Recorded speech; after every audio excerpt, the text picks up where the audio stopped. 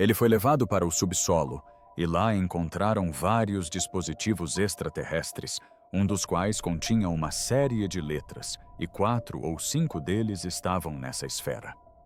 Cientistas que testavam uma estranha esfera metálica da Colômbia fizeram uma descoberta que os deixou perplexos. As leituras não correspondiam a nenhum material ou sistema de propulsão conhecido, mas o formato de seu campo de energia parecia perturbadoramente familiar. Em poucas horas, comparações com uma alegação de décadas atrás sobre um reator gravitacional começaram a circular online, e um nome voltou aos holofotes: Bob Lazar. Alguns chamaram isso de coincidência, outros de prova de que ele estava certo o tempo todo. É um elemento único. Quando exposto à radiação, produz seu próprio campo gravitacional. É um material incrível, mas quanto mais testavam a esfera Buga, menos sentido ela fazia. E o que aconteceu em seguida levou especialistas a questionarem se finalmente estamos testemunhando a aplicação de uma tecnologia proibida. O experimento que não deveria ter dado certo. Tudo começou discretamente em um centro de pesquisa privado nos arredores da cidade do México. O objeto já estava sobre a mesa quando a equipe se reuniu ao redor dele. Uma esfera metálica sem marcações fria ao toque. Sem números de série, sem soldas, sem fonte de energia aparente. Um pequeno grupo de cientistas, engenheiros e técnicos havia sido convidado para observar o que deveria ser um simples teste eletromagnético.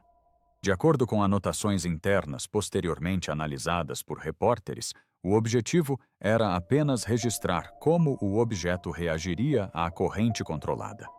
Ninguém esperava que algo incomum acontecesse. Então as leituras mudaram. Nos primeiros minutos, os instrumentos que monitoravam o teste começaram a apresentar inconsistências, flutuações localizadas de temperatura sem entrada de calor, alterações no peso, medido por balanças de precisão, e pulsos eletromagnéticos fracos que pareciam responder à alimentação de energia em vez de resistir a ela. Um observador relatou ter chamado isso de padrão de feedback, que não deveria existir. A anomalia era sutil, quase imperceptível, a princípio. Mas quando a intensidade do campo aumentou, a esfera pareceu reagir de uma forma que nenhum material convencional reagiria. Os presentes descreveram a reação como se o objeto estivesse respirando, contraindo-se microscopicamente e depois estabilizando-se novamente. Alguns técnicos chegaram a pensar que se tratava de um erro de calibração. Outros discordaram. Recalibraram seus sensores 2 vezes, obtendo o mesmo resultado em ambas as ocasiões. As conversas internas da rede do laboratório naquela manhã, posteriormente vazadas online, mostram confusão e descrença se espalhando em questão de minutos. Alguns presumiram que se tratava de uma redistribuição interna de energia, talvez piezoelétrica ou térmica. Mas o padrão de distribuição não correspondia a nenhuma assinatura conhecida. Ao meio-dia, um físico independente da Universidade Nacional Autônoma do México foi solicitado a revisar os dados. Segundo colegas, sua resposta foi breve. Isso não deveria estar acontecendo. O restante do relatório permanece confidencial, mas diversas imagens do teste, mostrando padrões circulares complexos surgindo nos magnetômetros, foram posteriormente divulgadas entre analistas e grupos de bate-papo privados. Esses padrões se tornaram o foco de intensos debates. Os observadores notaram algo sobre a simetria do campo de energia.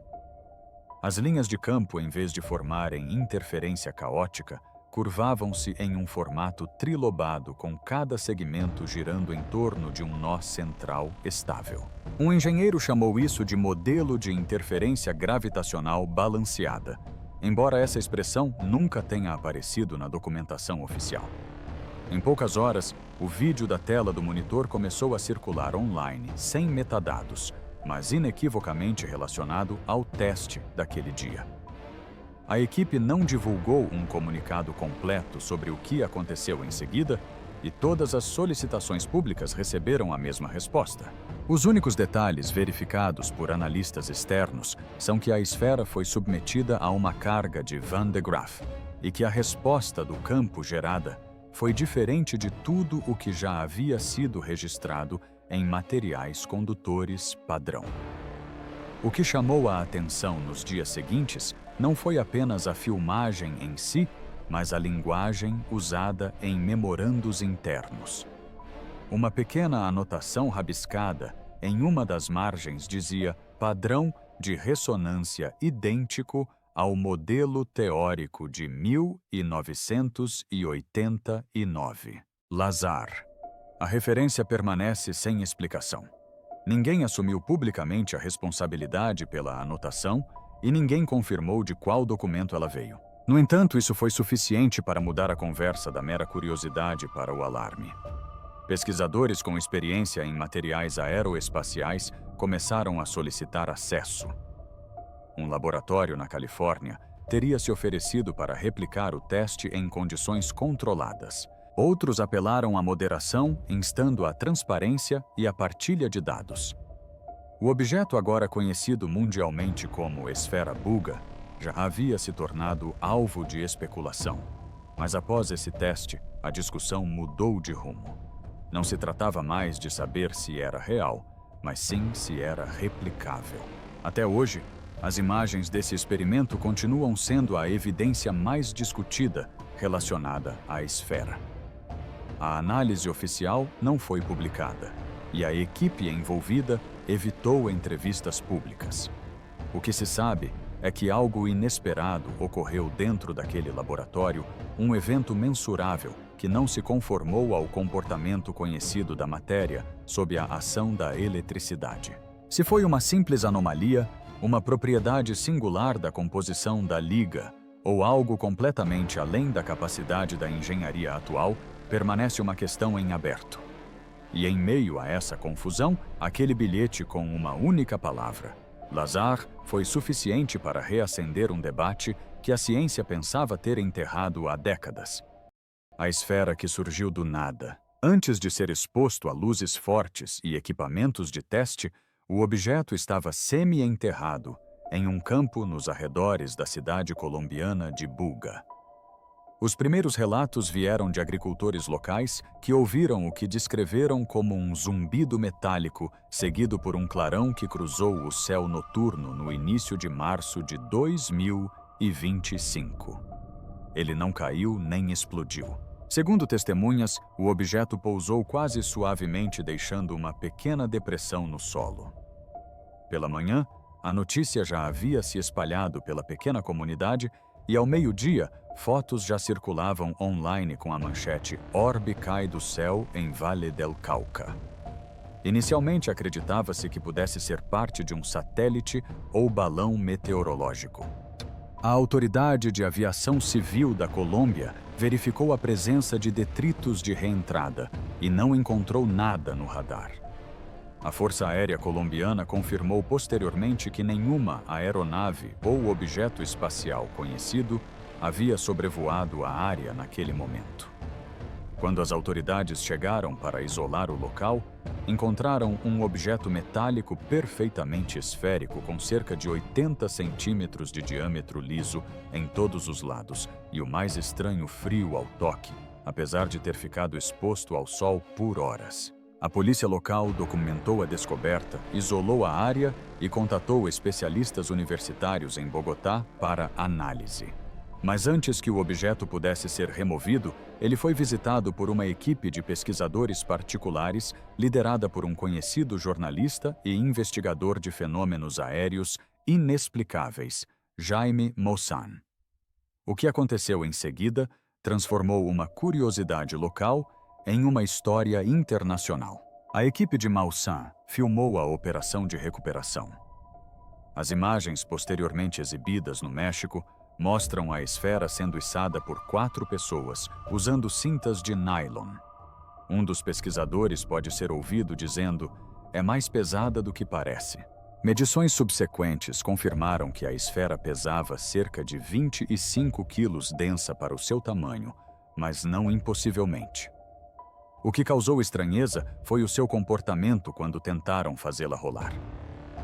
Em vez de se mover suavemente, parecia resistir ao movimento em certos ângulos, como se algo em seu interior se deslocasse para manter o equilíbrio. Quando o objeto foi finalmente levado para dentro, os primeiros testes revelaram que ele era composto principalmente de alumínio e zinco, com traços de magnésio, níquel e manganês. Mas a superfície contava outra história. Sob ampliação, mostrava microgravuras que lembravam padrões geométricos não decorativos, mas funcionais, como se fizessem parte da própria estrutura do material. Cientistas que examinaram fotos de alta resolução notaram a ausência de costuras ou juntas, sugerindo que a esfera havia sido fundida ou formada como uma única peça. Isso foi suficiente para dividir a comunidade científica. Alguns disseram que poderia ser uma obra de arte elaborada feita com métodos de fabricação avançados. Outros se perguntaram se poderia ser um componente aeroespacial não registrado de um projeto secreto. Os fóruns online, no entanto, apontaram imediatamente para outra possibilidade, algo de outro mundo. Com o aumento da atenção, analistas independentes começaram a notar anomalias adicionais. Em um vídeo, imagens infravermelhas pareciam mostrar uma fraca assinatura de energia pulsando de dentro da esfera.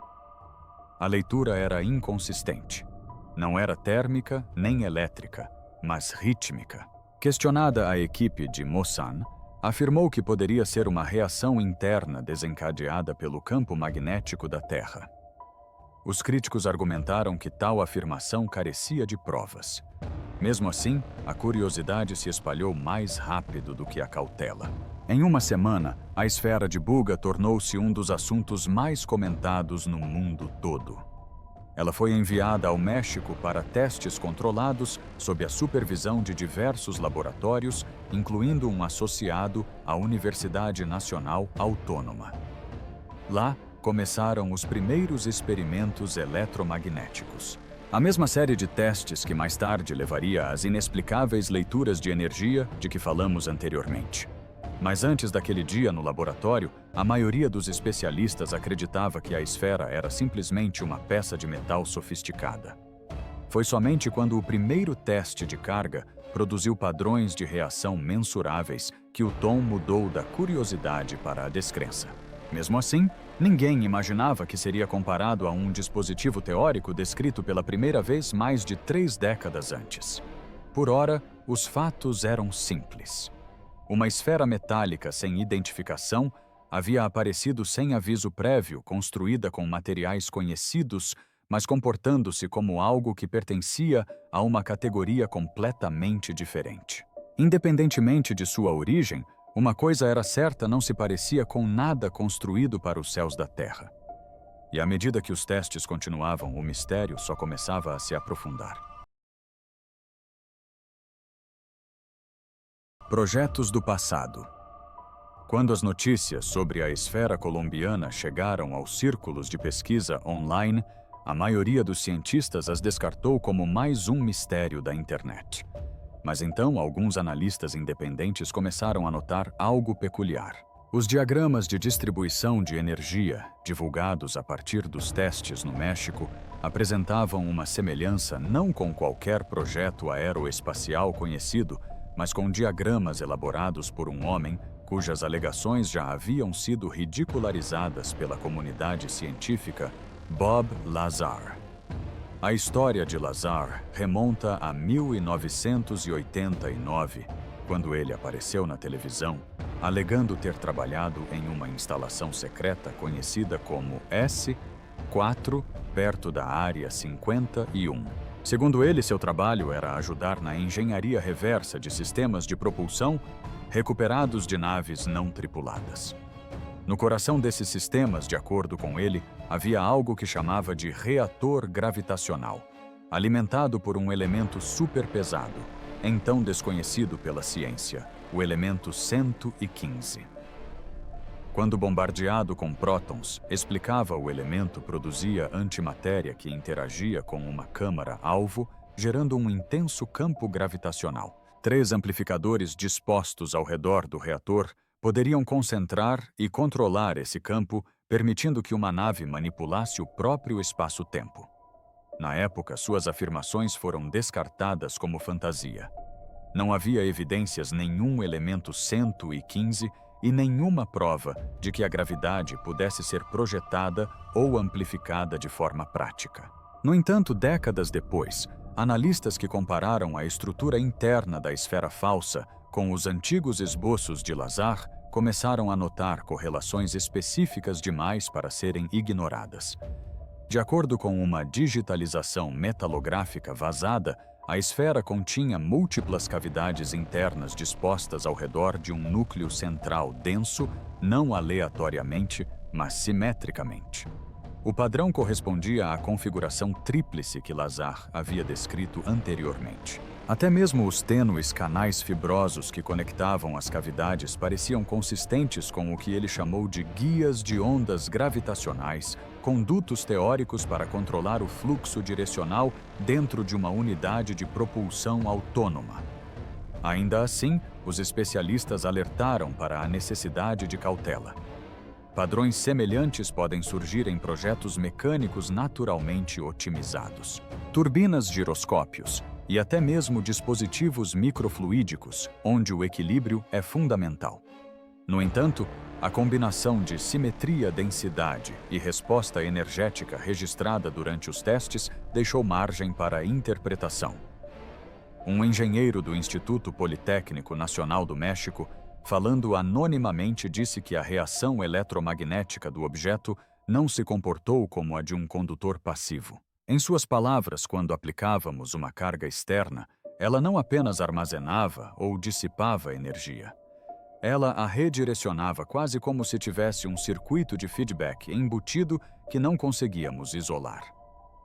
Essa ideia circulou amplamente entre os teóricos. Para eles, isso sugeria uma forma de ressonância interna controlada, algo que, se real, se aproximaria perigosamente do que Lazar certa vez descreveu como o primeiro estágio da amplificação da gravidade. Os céticos argumentaram que tais paralelos eram superficiais. Eles apontaram que qualquer objeto com camadas condutoras poderia produzir interferência complexa sob exposição a frequências variáveis. Mas os dados vazados continuaram ressurgindo. Oscilações harmônicas em intervalos precisos: 7,4, 11,3 e 22,6 Hz, frequências que correspondiam às observadas em uma entrevista de 1991, na qual Lazar fez referência à forma de onda pulsante do campo gravitacional do reator. Coincidência ou não, a correspondência reacendeu debates de décadas atrás. Entretanto, comunidades online começaram a resgatar vídeos antigos de entrevistas de Lazar. Em uma delas, ele descrevia um pequeno reator hemisférico sob uma cúpula transparente gerando energia sem calor ou emissões. Uma comparação lado a lado desse desenho com o perfil de raio-x da esfera de Buga mostrou uma semelhança que para os crentes era inegável.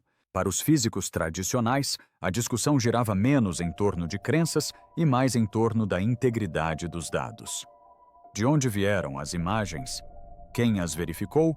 Houve replicação independente? Nenhuma dessas perguntas tinha respostas claras. No entanto, o momento em que foram obtidas era impossível de ignorar.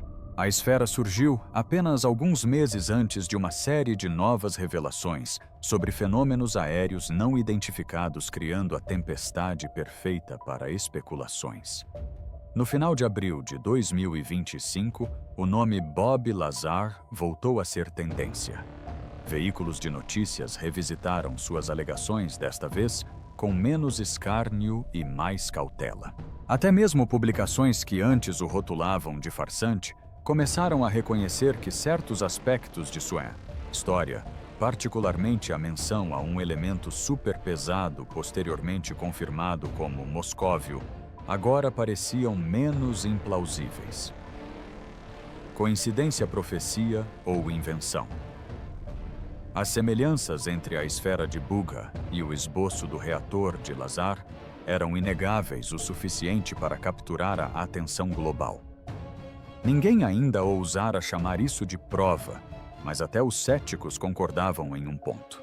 Se o dispositivo dentro daquela estrutura metálica funcionasse de forma semelhante ao que Lazar descreveu décadas atrás, isso poderia forçar a ciência a reconsiderar o que pensa saber sobre a própria gravidade. E pela primeira vez em anos, a questão não era se Bob Lazar estava mentindo, mas sim se o mundo finalmente estava percebendo o que ele dizia. O padrão que ninguém queria ver. Quando a terceira rodada de experimentos começou no início de maio, os pesquisadores no México já estavam acostumados com surpresas. As reações da esfera à exposição eletromagnética já não os assustavam, mas o que veio a seguir, sim. Quando uma nova configuração de campos de alta frequência foi aplicada, os sensores registraram uma estabilização repentina, como se o objeto tivesse entrado em uma ressonância específica. O feedback caótico cessou, substituído por uma oscilação constante diferente de tudo que já haviam visto.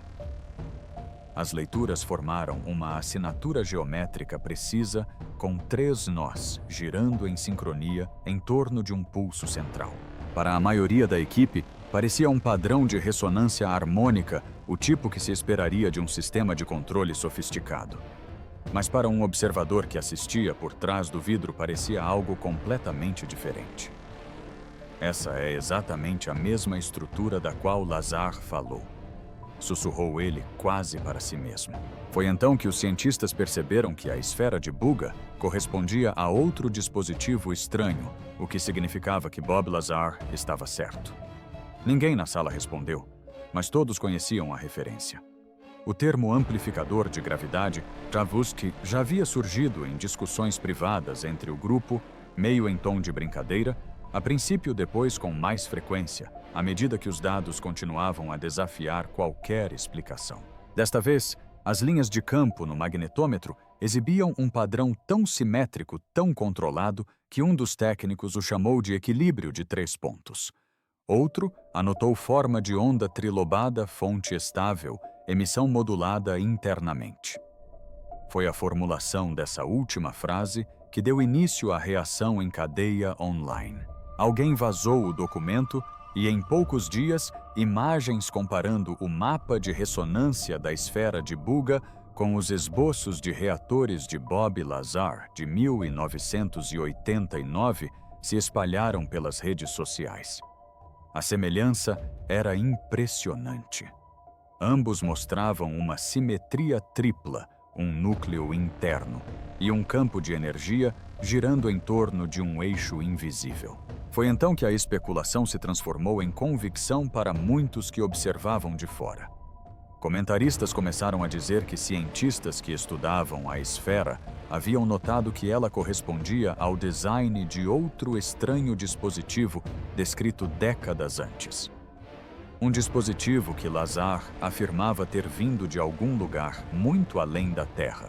Os paralelos deixaram de ser tratados como coincidência e passaram a ser vistos como correlação. De acordo com relatos de pessoas próximas aos testes, um experimento se destacou dos demais. A equipe colocou a esfera dentro de uma câmara de vácuo e a submeteu a uma carga controlada. O que se seguiu foi um movimento tênue, quase imperceptível. O objeto deslocou-se ligeiramente, como se resistisse à força da gravidade por uma fração de segundo. A medição foi minúscula, bem dentro da margem de erro, mas foi suficiente para perturbar os observadores. Um físico que analisou as imagens posteriormente descreveu a sensação de testemunhá-las. Se o que vimos foi real, disse ele, então, estamos lidando com um tipo de interação energética que beira o impossível. Não é eletromagnética, não é térmica, não é mecânica. Isso é divino. Quando questionado se a esfera poderia realmente ser um reator gravitacional funcional, a maioria dos pesquisadores se recusou a comentar. Oficialmente afirmaram que os testes estavam em andamento e que nenhuma conclusão definitiva poderia ser tirada. Extraoficialmente, vários admitiram em caráter confidencial que o objeto parecia operar com princípios que transcendiam a física convencional. Analistas independentes apontaram que, mesmo que as semelhanças com o reator de Lazar fossem apenas estruturais, isso por si só já seria extraordinário. A probabilidade de um objeto aleatório duplicar a mesma assinatura geométrica de energia de um dispositivo de propulsão teórico proposto 36 anos antes era astronomicamente baixa. Ainda assim, outros alertaram para a necessidade de cautela. Argumentaram que o reconhecimento de padrões é um viés cognitivo poderoso. As pessoas veem o que esperam ver, especialmente quando há mistério envolvido. Mas essa explicação não satisfez a todos. Quanto mais analisavam os detalhes, a configuração da tríade, a concentração de energia no núcleo, a ausência de juntas mecânicas mais difícil se tornava descartá-la. Em meados de maio, a história havia chegado a um ponto sem volta. As equipes científicas silenciaram, o fluxo de dados parou e a esfera foi supostamente transferida para outro local para análises adicionais. Nada oficial foi divulgado desde então, mas aqueles que estavam presentes dizem que o momento em que aquele padrão harmônico apareceu no monitor, aquela simetria perfeita de 3 pontos pulsando dentro de uma sólida camada metálica, mudou tudo.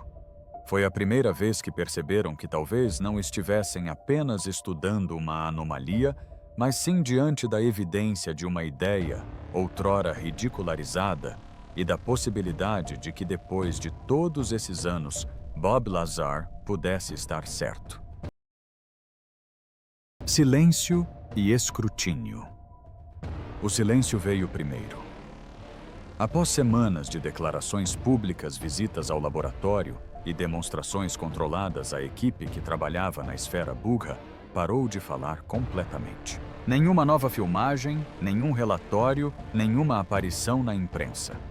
O objeto antes exibido livremente diante das câmeras desapareceu da vista do público. O motivo, segundo fontes não oficiais, foi um pedido de confidencialidade feito por um dos grupos de pesquisa colaboradores. Essa frase só alimentou ainda mais as dúvidas. Jornalistas que acompanhavam o caso desde o início começaram a especular se a esfera havia sido transferida para a custódia do governo. Um porta-voz do consórcio de pesquisa mexicano negou qualquer transferência formal, mas se recusou a divulgar sua localização atual, alegando processos de verificação em andamento. A falta de transparência foi suficiente para desencadear uma onda de suspeitas. Na internet, as teorias se multiplicaram. Alguns usuários afirmaram que a esfera havia sido transportada para uma instalação aeroespacial privada nos Estados Unidos. Outros sugeriram que o projeto foi desmantelado após surgirem preocupações com a segurança durante os testes. Mas entre aqueles que tinham visto os dados brutos, a crença predominante era mais simples. Os resultados eram demasiado perturbadores para serem divulgados. Na Colômbia, as autoridades ainda tratavam o incidente como uma anomalia meteorológica. No entanto, relatórios internos vazados para a imprensa sugeriam que entidades estrangeiras já haviam solicitado acesso ao local onde o objeto foi encontrado. As autoridades locais se recusaram a comentar. Entretanto, fragmentos dos registros experimentais continuaram a surgir. Um documento supostamente parte da fase final de testes mencionava a detecção de distorção gravitacional dentro do limiar de proximidade. Outro se referia à compressão localizada do campo magnético. Nenhum desses termos constava nos resumos públicos previamente divulgados à imprensa. Os céticos argumentaram que o desaparecimento dos dados significava que o projeto havia chegado a um beco sem saída. Os defensores insistiram, no contrário, que algo havia sido confirmado, algo que validava décadas de testemunhos ignorados. A ligação com Lazar, diziam, já não era mais teoria, mas sim correspondência técnica. Mas sem o objeto nada podia ser provado. Restavam apenas sussurros capturas de tela e uma persistente dúvida sobre quem controlava agora a esfera mais comentada da Terra. Até mesmo os cientistas que antes defendiam o projeto se calaram. Suas contas nas redes sociais ficaram inativas e seus perfis foram apagados sem qualquer referência a ele. Independentemente do que tivessem observado naquele experimento final, ninguém estava disposto a falar publicamente sobre o assunto. E esse silêncio, mais do que a própria descoberta, foi o que convenceu muitos de que a história estava longe de terminar. A pergunta que não morre. Meses se passaram desde o último avistamento confirmado da esfera Bulga. As portas do laboratório estão fechadas, os pesquisadores inacessíveis e os dados selados sob sigilo absoluto. No entanto, a história se recusa a desaparecer.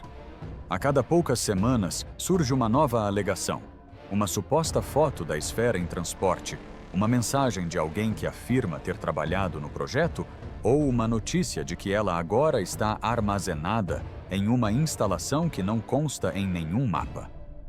Nada disso pode ser verificado, mas tudo mantém o mistério vivo. O que começou como uma curiosidade local evoluiu para algo muito maior. Um debate sobre os limites da ciência do sigilo e da crença. Para os céticos, é mais um exemplo de criação de mitos na internet, uma esfera de liga metálica comum transformada em lenda por meio de boatos e coincidências. Mas para outros, representa algo mais profundo, algo que poderia mudar nossa compreensão do mundo se comprovado. O detalhe persistente que ninguém consegue explicar completamente é o padrão, aquela ressonância trilobada perfeita, registrada antes que os dados desaparecessem. Não deveria ter existido, pelo menos não em nenhuma estrutura metálica conhecida. No entanto, existiu. E coincidiu com um dispositivo teórico descrito décadas antes por alguém que foi inicialmente descartado, depois esquecido e agora possivelmente justificado. Se os relatos forem precisos, se as semelhanças se confirmarem sob verificação independente, as implicações são enormes. Isso significaria que a gravidade não é apenas uma constante a ser medida, mas uma força que pode ser moldada, concentrada e usada. Isso significaria que Bob Lazar, há muito considerado um farsante, pode ter visto uma tecnologia cuja existência o resto do mundo não estava preparado para acreditar. Claro, nada disso pode ser confirmado sem acesso ao próprio objeto. E por enquanto esse acesso desapareceu. O paradeiro da esfera é desconhecido. Os cientistas permanecem em silêncio e as instituições oficiais não demonstram interesse em reabrir a investigação. Ainda assim, persiste uma ideia entre aqueles que acompanharam o caso desde o início: o silêncio não é negação, mas sim contenção. Alguém em algum lugar ainda está estudando o objeto, aprendendo o que ele pode fazer e o que ele pode revelar. Até que essas descobertas sejam reveladas, esfera Bulga permanece exatamente o que sempre foi: um espelho que reflete os limites da compreensão humana e um eco silencioso de um homem que certa vez alertou que a própria gravidade poderia ser manipulada. O que você acha que a esfera Bulga realmente representa? Deixe sua opinião nos comentários.